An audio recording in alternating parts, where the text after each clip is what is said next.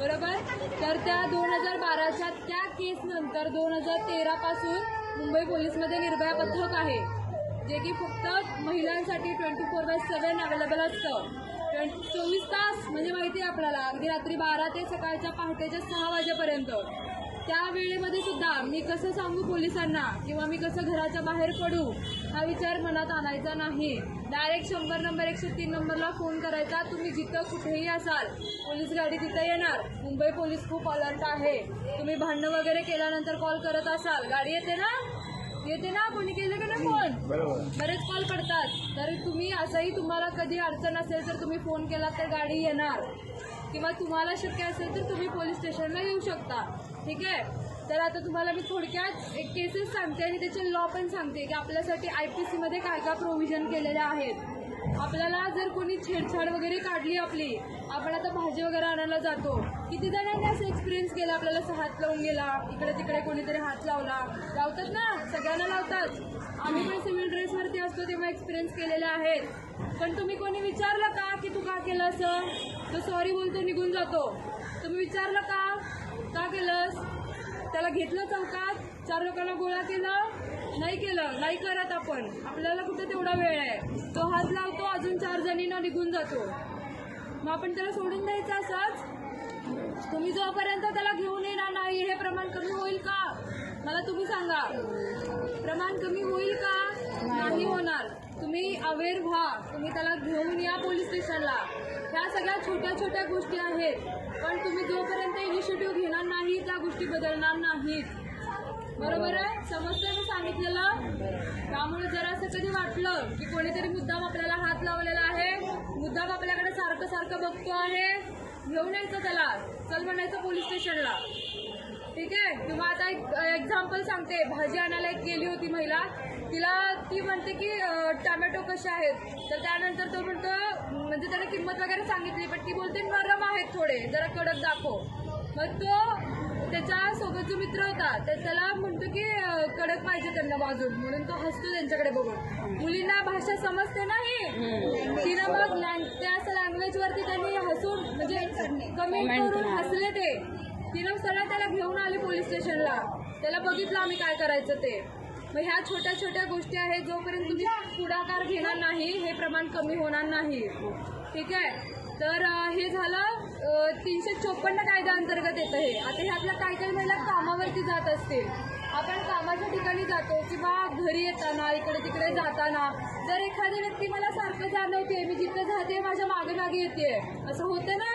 एखाद्या व्यक्तीला आपण आवडत असेल तर आपला पाठलाग करणार सारखं सारखं. खास करून मुली ज्या 15 ते 20 वर्षाच्या वगैरे आहेत, सारखं त्यांच्या मागे मागे जायचं तर छान दिसते म्हणून, किंवा तिला बोलण्याचा प्रयत्न करायचा, तू छान दिसतेस, तुझ्याशी मैत्री करायची आहे. शाळेतली मुली सुद्धा. त्यामुळे आपण आपल्या मुलांकडे जास्त लक्ष द्यायचं. ते घरी आल्यानंतर काय काय करतात आणि त्यांची संगत कशी आहे, ते कोणाकोणाच्या सोबत असतात, त्यांचं फ्रेंड सर्कल कुठलं आहे. बरोबर आहे? पटतंय मी सांगितलेलं? आपली खास करून मुलगी सुद्धा काय करते, कोणासोबत बोलते का, बोलण्याबद्दल दुमत नाहीये, पण मुली काय करतात हे तुम्हाला थोडक्यात सांगते.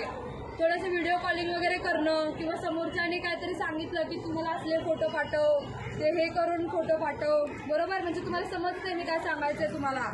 थोडेसे कपडे वगैरे काढून फोटो मला सेंड कर. मग ह्या प्रेमात आंधळ्या असलेल्या पोरी काय करणार, फोटो पाठवणार. किंवा व्हिडिओ कॉलवरती काहीतरी त्यांच्या प्रायव्हेट रूम असतील तर तिथं काहीतरी करत बसणार हे उद्योग. बरोबर? स्क्रीनशॉट मारायला किती वेळ लागतो व्हिडिओ कॉल केल्यावर? मग ब्लॅकमेलिंग करणार परत, तुझे हे फोटो मी व्हायरल करेन, मग तू माझ्यासोबत राहा, नाहीतर मी तुझ्या घरच्यांना सांगेन. मग जबरदस्ती चालू होते ना, इथून ब्लॅकमेलिंग चालू होतं ना. एक्सपिरियन्स केला असेल कोणीतरी किंवा ऐकलं असेल आजूबाजू कधीतरी घडलेलं होतं. खूप केसेस येतात या. त्यामुळे आपण चान्सेस नाही द्यायचा समोरच्या व्यक्तीला. खास करून आपल्या मुलींना तुम्ही सांगा की फ्रेंडशिप असते, फ्रेंडशिपपर्यंत राहा, पण प्रत्येक गोष्टीला एक वय आहे. बरोबर? मुली आताच्या काय करतात, किंवा मुलं सुद्धा 18 वर्षाची वाट बघायची, पळून जाऊन लग्न करायचं. बरोबर ना? आणि लग्नानंतर 1 वर्षाच्या तीच मुलगी येणार आपल्याकडे की आई बाबा मला त्याच्यासोबत काय राहायचंय. ती जी मुलगी पळून जाताना म्हणते पोलीस स्टेशनला येऊन की माझ्या आई वडिलांपासून धोका आहे, मला या मुलासोबत राहायचंय. बरोबर? असेच करतात मुली. मुली. मला आई वडिलांसोबत नाही राहायचंय, मला ह्या मुलासोबत राहायचंय. आम्ही बघितलेलं आहे, असं येऊन स्टेटमेंट देतात. आणि मला आणि माझ्या नवऱ्याला माझ्या आई वडिलांपासून धोका आहे. ज्या आई वडिलांनी तुम्हाला जन्म दिला, मोठं केलं, त्यांच्यापासून तुम्ही धोका आहे म्हणून सांगता. आणि 1 वर्षाच्या त्याच येणार की हा शिवीगाळ करतो, मारहाण करतो, मला याच्यासोबत राहायचं नाहीये. बरोबर? हे कशामुळे घडतं सगळं? मॅच्युरिटी नसते, आयुष्य बरबाद करून घेतलं. बरोबर? त्यामुळं मुलींना सांगायचं की तू जोपर्यंत स्वतःच्या पायावरती उभी राहत नाही, तुला लव्ह मॅरेज करायचं आहे ना, आम्ही करून देतो, पण तू स्वतःच्या पायावरती उभी राहा. तू जिथं म्हणशील तिथं लग्न करून देऊ. हे पळून जाण्यापेक्षा हे चांगलं आहे. बरोबर आहे? समजतंय? तर ह्या गोष्टी आहेत, थोड्या तुम्ही लक्ष द्या. आणि आपल्या मुलांच्या सोबत आणि मुलींच्या सोबत आपण ॲज अ फ्रेंड म्हणून राहायचं. आई वडील जे इथं आहेत, वडिलांनी सुद्धा, म्हणजे जे पुरुष मंडळ आहेत त्यांनी सुद्धा, की आपण ॲज अ फ्रेंड म्हणून त्यांना ट्रीट केलो आणि त्यांना समजून सांगण्याचा जेवढा प्रयत्न करू त्या गोष्टी चांगल्या आहेत. त्या अभ्यास करत नाही म्हणून आपण ओरडा करतो, बरोबर आहे, पण तो पण एका लिमिटपर्यंत केला पाहिजे. नाहीतर त्यांचा इगो हर्ट होणार, मी घर सोडून जातो, मी घर सोडून जाते, नाहीतर स्वतःचं काहीतरी करून घेणार. मग सुसाईड खूप सोपा मार्ग असतो. बरोबर?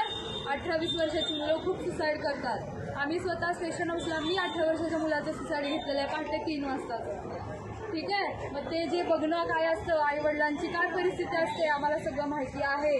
त्यामुळे थोडंसं त्यांना समजून सांगा, अभ्यास आता नाही करायचा आहे, ठीक आहे, राहू दे, नको करूस, थोडा वेळ खेळ, पण त्याच्यानंतर कर.